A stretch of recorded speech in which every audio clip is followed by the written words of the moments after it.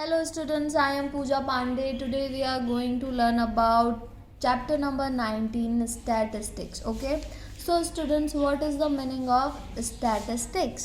आप statistics से क्या समझते हैं? So statistics means numbers that have been collected in order to provide information about something. किसी भी वस्तु, स्थान आदि के बारे में इंफॉर्मेशन कलेक्ट करना स्टैटिस्टिक्स कहलाता है. Okay students, now data. what is data? What do you mean by data? So we always require some information to take a decision. किसी भी डिसीजन को लेने से पहले हमें कुछ इंफॉर्मेशन की रिक्वायरमेंट होती है. This necessary quantitative information is called data. So उस इंफॉर्मेशन को हम डेटा कहते हैं. ओके, उसी की हेल्प से हम वो डिसीजन ले सकते हैं. Okay, now students,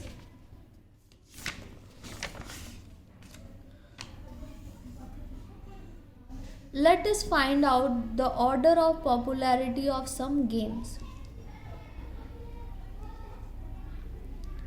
She wrote the names of 4 games on the board and asked each student to draw a small vertical line in front of their favorite game.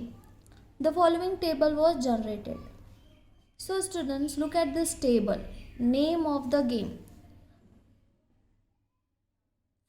Name of 4 games: football, cricket, volleyball and kabaddi. Telesign means vertical line.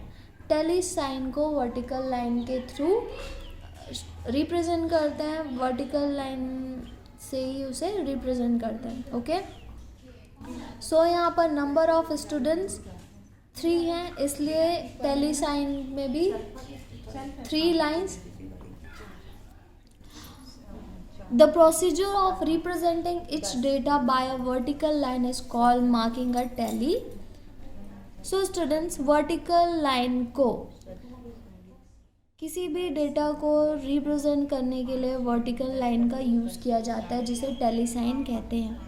And the method is known as collection of data using tally method. Okay, और इस method को हम tally method कहते हैं. The table constructed by this is called the frequency table. Okay student, so इस table को frequency table कहा जाता है. Now pictograph. The representation of data with the help of pictures in this form is called a pictograph. किसी भी data को represent करने के लिए पिक्चर का हेल्प किया जाता है, जिसे पिक्टोग्राफ कहते हैं. Okay, now bar graph. Pictograph is easy to understand and conclusions can be drawn by looking at the pictures. But this method requires a lot of pictures to be drawn, which sometimes become impractical. So, if we take a bar of length 1 centimeter for each student, then the representation of data becomes even more easy. These bars can be drawn in both horizontal and vertical form. So students, look at these pictures. That bar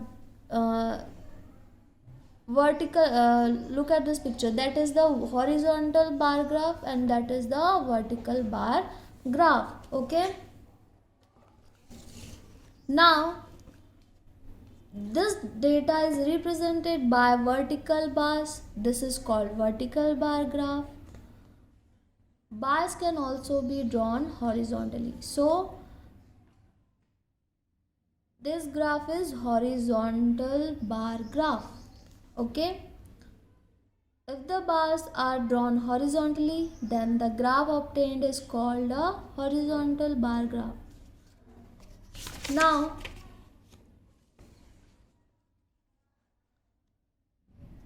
Exercise 19.1. In a class, 20 students obtained the following marks out of 5 in their mathematics test. Okay. Construct a table for the above using the tally method. यहाँ पर देखिए students, आपको question number 1 में बहुत सारे number given है. Okay, 3 2 5 4 0 1 2 3 5 2. कहने का मतलब यहाँ पर रिपीटेड नंबर भी हैं ऐसे. सो स्टूडेंट्स, यहाँ पे कुछ नंबर्स हैं जो बहुत बार रिपीट हुए हैं. सो हमें यहाँ पर टैली मेथड का यूज़ करके एक टेबल कंस्ट्रक्ट करना है. Okay, now students, so let's solve the question number 1. Okay, now construct a table for the above using the tally method. Now frequency table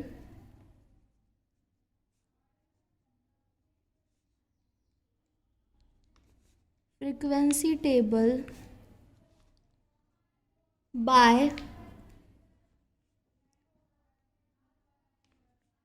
tally method are as follow.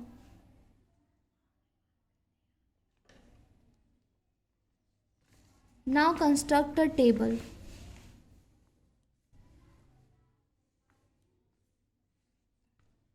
इसे आप अपनी copy में अच्छे से बनाएंगे. मैं यहाँ रफ ड्रॉ कर रही हूँ. Okay, so marks, tally sign and frequency. So mark यहाँ पर आउट ऑफ 5 है. 0 1 2 3 4 5. ओके, सो स्टूडेंट्स, यहाँ पर देखिए 0 कितने टाइम्स रिपीट हुआ है, 1 and 2. तो यहाँ पर कितने वर्टिकल्स लाइन आप ड्रॉ करेंगे, 2. तो इसकी फ्रिक्वेंसी कितनी है, 2. अब 1 की देखिए, 1 2. 1 भी यहाँ पर 2 टाइम्स रिपीट हुआ है, फ्रिक्वेंसी इज 2. अब 2 देखिए कितने टाइम्स रिपीट हुआ है, 1 2 3 4 5. तो यहाँ पर आप कितने वर्टिकल्स लाइन ड्रॉ करेंगे, 5. 1 2 3 4 5. ओके, आप हमेशा 5 लाइन ड्रॉ करने के बाद, आप यहाँ पे हमेशा 5 लाइन ऐसे ड्रॉ करेंगे. ओके, नाउ 3 देखिए, 1 2 3 4 5. 3 भी यहाँ पर 5 टाइम्स रिपीट हुआ है, फ्रिक्वेंसी इज 5. अब 4 देखिए, 1 2 3. 4 भी 3 टाइम्स है. 5 1 2 3 5 भी 3 टाइम्स. सो स्टूडेंट्स, इस तरह से आप टेबल ड्रॉ करेंगे. ओके, सेकेंड क्वेश्चन देखिए. The maximum daily temperature of a city in degree Celsius between 1 April 2005 to 15 April 2005 was recorded as follows. Construct a table for the daily temperature from the above data using the tally method. So students, जैसे मैंने यहाँ पर table draw किया हुआ है, उसी तरह आप सेकंड नंबर के क्वेश्चन में भी फर्स्ट टेबल में लिखेंगे टेम्परेचर, सेकंड टेबल में लिखेंगे tally sign, tally mark, third में फ्रीक्वेंसी. ओके, और इस तरह से उसे सॉल्व करेंगे.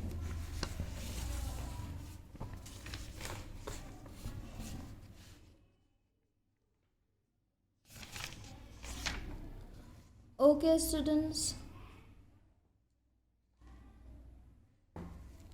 सो हम वीडियो को यहीं पर एंड करते हैं. Thank you and thank you for listening.